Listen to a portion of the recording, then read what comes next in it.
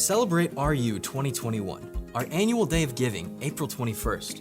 This will be your opportunity to collectively support the transformative vision of Rockhurst University and a day for your gift to be doubled.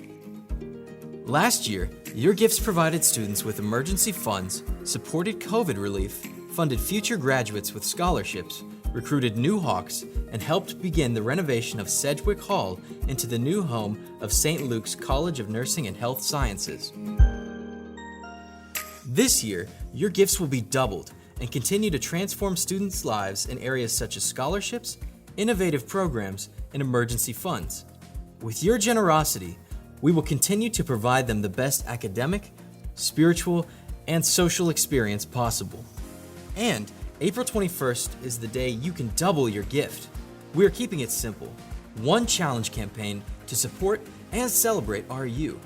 You make a gift of any size, to any program, and it will be doubled thanks to the generosity of several Rockhurst alumni.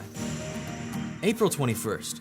Let's celebrate RU, our students, our faculty, and our entire Rockhurst community.